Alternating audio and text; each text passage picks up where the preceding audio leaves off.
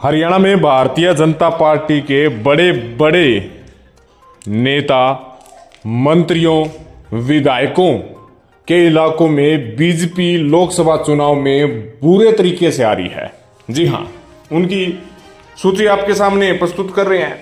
सबसे पहले आपको बता दें कि मुख्यमंत्री नायब सिंह सैनी का गृह विधानसभा क्षेत्र नारायणगढ़ है।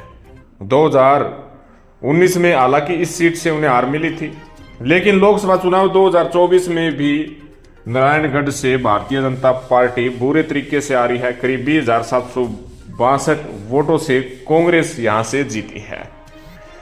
जहां मुख्यमंत्री साहब का गृह क्षेत्र हो वहीं से बीजेपी हार रही है, तो जरा सोचिए कि आखिर भारतीय जनता पार्टी की क्या स्थिति है। वहीं नायब सरकार के मंत्री असीम गोयल की विधानसभा अंबाला सिटी है। यहां से बीजेपी 4046 वोटों से आ रही है।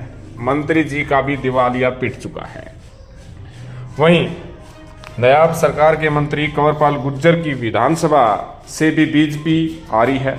15,446 वोटों से कांग्रेस जीती है। तो आप देख सकते हैं कि हाल क्या है।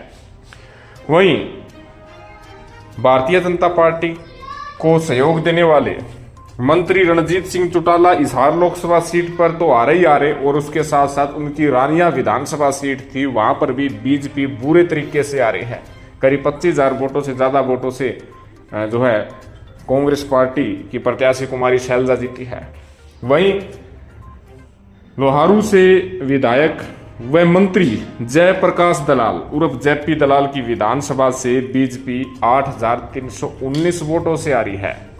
तो आप देख सकते हैं कि हाल है क्या बीजेपी के बड़े बड़े नेताओं का। भवानीखेड़ा से विधायक और मंत्री विशंबर वाल्मीकि जी के विधानसभा क्षेत्र से भारतीय जनता पार्टी मात्र 282 वोटों से आ रही है। चाहे एक वोट हो चाहे 282 वोट हो, हार तो आ रही होती है। जहां से भारतीय जनता पार्टी ने बढ़त समझी थी वहीं से यदि बीजेपी आ रही है, वो भी मंत्रियों के गढ़ से, तो असर क्या हो सकता है आप सोच सकते हैं। वहीं डिप्टी स्पीकर रणबीर गंगवा की विधानसभा नलवा से भी बीजेपी की बुरी हार हुई है। जी हां, जहां पर भारतीय जनता पार्टी कह रही थी कि 10-12 हजार वोटों से जीतर झुकी, रणबीर गंगवा के वहीं कह सकते हैं कि 2-2.5 हजार वोटों से बीजेपी हारी है। और उसके साथ साथ पिहोवा से विधायक पूर्व मंत्री संदीप सिंह के इलाके से बीजेपी 879 वोट से आ रही है। पूर्व मंत्री कलायत से विधायक कमलेश डांडा के इलाके से बीजेपी 14,437 वोटों से आ रही है। विधायक दूड़ाराम, जो अपने आप को बड़ा नेता मानते हैं, फतेहाबाद से ये विधायक हैं और बीजेपी यहां से करीब 22,000 से ज्यादा वोटों से आ रही है।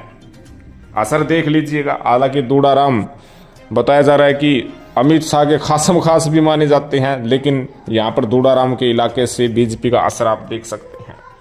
वहीं भजनलाल का गढ़, कुलदीप बिश्नोई का गढ़, जहाँ से मुख्यमंत्री बनाने की बात कुलदीप बिश्नोई बार बार कह रहे थे, और यहाँ से कुलदीप बिश्नोई के बेटे भव्य बिश्नोई आदमपुर से विधायक हैं और करीब 9,000 से ज्यादा वोटों से बीजेपी आ रही है। जरा सोचिए, भजनलाल के गढ़ से यदि बीजेपी आ रही है तो असर क्या हो सकता है।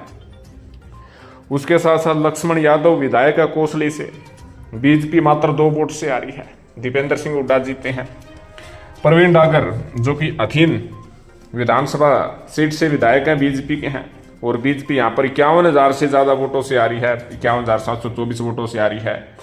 जगदीश नायर ओडल से विधायक और बीजेपी मात्र 566 वोट से आ रही है। तो ये ऐसी सीटें हैं जहां पर भारतीय जनता पार्टी के मंत्री हैं, विधायक हैं, लेकिन बीजेपी को हार का सामना करना पड़ा है। तो आपका इस विषय में क्या कहना है। हालांकि लोकसभा चुनाव में हरियाणा में 5 सीटों पर बीजेपी जीती है, तो 5 सीटों पर कांग्रेस विजयी हुई है। तो आप इस मुद्दे पर यदि कुछ कहना चाहते हैं तो कमेंट करिए। धन्यवाद।